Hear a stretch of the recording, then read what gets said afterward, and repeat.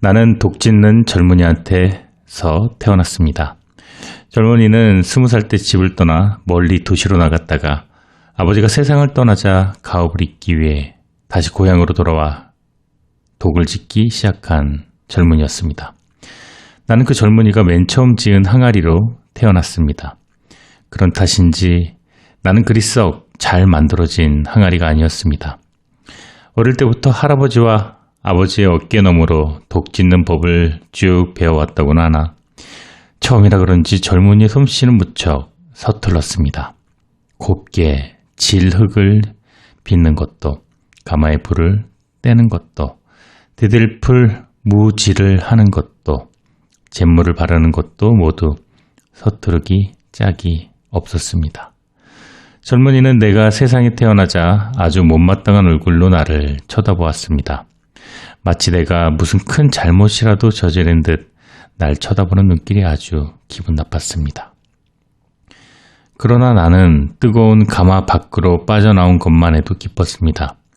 처음에 가마 속에 들어갔을 때 불타 죽는 줄만 알았지 내가 다른 무엇으로 태어난다고는 생각하지 못했습니다.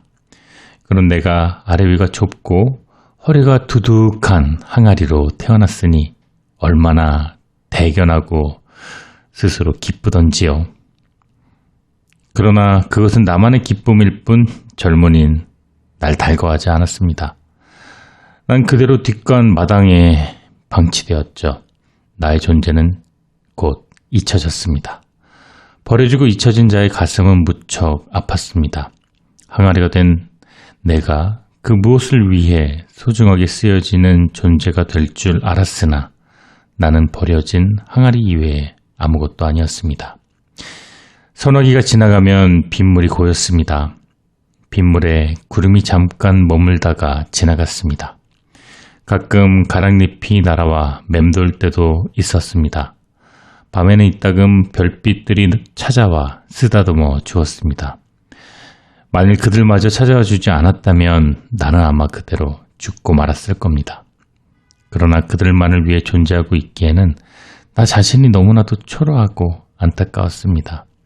나는 그 누군가를 위해 사용되는 가장 소중한 그 무엇이 되고 싶었습니다. 그래야만 뜨거운 가마의 불구덩이 속에 끝끝내 살아남은 의미와 가치가 있을 것 같았습니다. 그러던 어느 가을이었습니다. 하루는 젊은이가 삽을 가지고 와서 깊게 땅을 파고는 모가지만 남겨둔 채 나를 묻고 그대로 돌아가 버렸습니다. 땅속에 파묻힌 나는 내가 무엇으로 쓰여질지 알 수가 없었습니다. 하지만 가슴은 두근거렸습니다. 이제야 내가 버려진 존재가 아니라 남을 위해 무엇으로 쓰여질 수 있는 존재라는 사실에 그저 한없이 가슴이 떨려왔습니다. 그날 밤이었습니다. 감나무 가지 위에 휘영청 보름달이 걸려 있었습니다. 어디선가 나를 향해 다가오는 젊은이의 발걸음 소리가 들렸습니다. 나는 가슴을 억누르고 두 귀를 쫑긋 세웠습니다. 젊은이의 발걸음 소리는 바로 내 머리맡에 와서 딱 멈췄습니다. 나의 가슴은 크게 고동쳤습니다. 달빛에 비친 젊은이의 그림자가 바람에 흔들렸습니다. 나는 고요히 숨을 죽이고 젊은이를 향해 마음속으로 크게 팔을 벌렸습니다. 그런데 이게 도대체 무슨 일입니까? 젊은이는 고이춤을 열고 주저없이 나를 향해 오줌을 누는 것이었습니다. 그러고는 뒤도 돌아보지 않고 다시 방 안으로 들어가 버렸습니다. 나는 그만 오줌독이 되고 만 것이었습니다. 나는 참으로 슬펐습니다. 아니, 슬프다 못해 처량했습니다. 지금까지 참고 기다리며 열망해온 곳이 고작 이것이었나 싶어 참담했습니다. 젊은이는 밤낮을 가리지 않고 찾아와 오줌을 누고 갔습니다. 젊은이뿐만이 아니었습니다. 젊은이 아이들도 가끔 들르는 동네 사람들도 오줌을 누고 갔습니다. 내가 오줌독이 되기 위해 이 세상에 태어난 건 결코 아니라는 생각이 들었지만 결국 나는 오줌독이 되어 가슴께까지 가득 오줌을 담고 살고 있었습니다. 곧 겨울이 다가왔습니다. 날은 갈수록 차가웠습니다. 강물이 얼어붙자 오줌도 얼어붙어 버렸습니다. 나는 겨우내 얼어붙은 내 몸의 한쪽 구석이 그대로 금이 가거나 터져버릴까 조마조마해서 한시도 마음을 놓을 수가 없었습니다. 다행히 내 몸이 온전한 채 봄이 찾아왔습니다.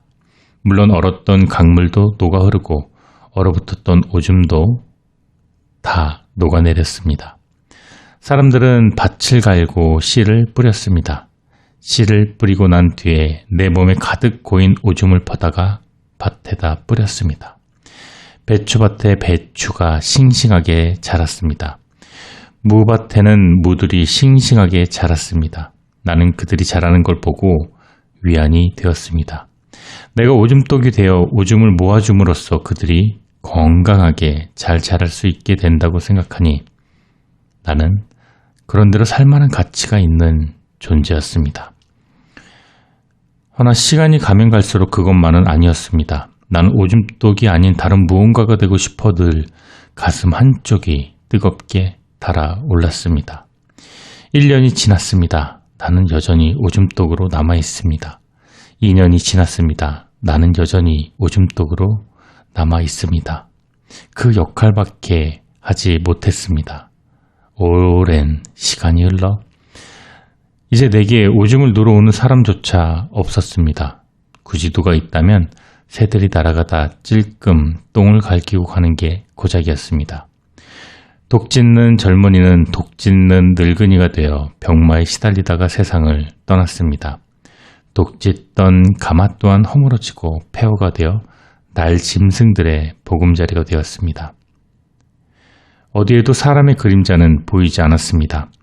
나는 어느새 오줌독의 신세에서 벗어나 있었습니다. 나는 날마다 마음을 고요히 가다듬었습니다. 이번에야말로 오줌독 따위가 아닌 아름답고 소중한 그 무엇이 되기를 간절히 열망했습니다. 사랑의 일생이 어떠한 꿈을 꾸었느냐 하는 그 꿈의 크기에 따라 달라진다면 나는 큰 꿈을 꿈으로써 내 삶을 크게 변화시키고 싶었습니다. 그러던 어느 해 봄이었습니다. 두런두런 사람들의 목소리와 발소리가 들리더니 폐허가 된 가마터에 사람들이 집을 짓기 시작했습니다. 집은 제법 규모가 큰 절이었습니다. 사람들은 몇 해에 걸쳐 일주문과 대웅전과 비로전은 물론 종각까지 다 지었습니다. 종각이 완공되자 사람들은 애물레 종과 비슷하나 크기는 보다 작은 종들을 달았습니다.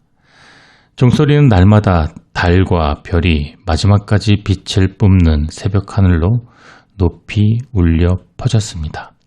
새벽이 올 때까지 잠들지 못하고 그대로 땅속에 파묻혀 있는 내게 종소리는 새소리처럼 아름다웠습니다. 그런데 참으로 이상한 일이었습니다. 사람들은 종소리가 아름답지 않다고 야단들이었습니다. 종소리가 탁하고 울림이 없어 공허하기만 하지 맑고 알차지 않다는 것이었습니다. 절의 주지 스님은 어떻게 하면 맑고 아름다운 소리를 내는 종을 만들 수 있을까 고민을 했습니다. 그러던 어느 날 아침 내 머리맡에 흰 고무신을 신은 주지 스님의 발이 와서 가만히 머물렀습니다.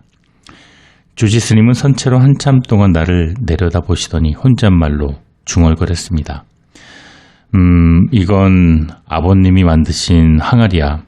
이 항아리가 아직 남아있다니 이 항아리를 묻으면 좋겠군. 스님은 무슨 큰 보물을 발견이라도 한 듯 만면의 미소를 띄었습니다. 나는 두려움에 떨며 곧 종각의 종 밑에 다시 묻히게 되었습니다. 도대체 내가 무엇이 되기 위하여 종 밑에 묻히는지는 알 수가 없었습니다. 그러나 그것은 그리 두려워할 일이 아니었습니다. 나를 종 밑에 묻고 종을 치자 너무나 놀라운 일이 일어났습니다. 종소리가 내 몸 안에 가득 들어왔다가 조금씩 숨을 토하듯 내 몸을 한 바퀴 휘돌아 나감으로써 참으로 맑고 고운 소리를 내었습니다. 처음에는 주먹만한 우박이 세상의 모든 바위 위에 떨어지는 소리 같기도 하다가 나중에는 갈대숲을 지나가는 바람이나 실빗소리 같기도 하고 그 소리는 이어지는가 싶으면 끝나고 끝나는가 싶으면 다시 계속 이어졌습니다. 나는 내가 종소리가 된 게 아닌가 하는 착각에 몸을 떨었습니다. 그러면서 그때서야 깨달을 수 있었습니다.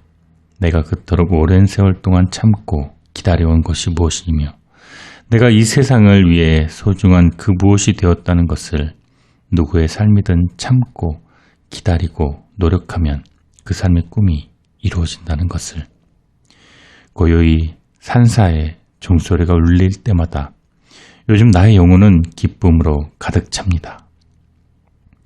범종의 음관 역할을 함으로써 보다 아름다운 종소리를 낸다는 것. 그것이 내가 바로 바라던 나의 존재의 의미이자 가치였습니다.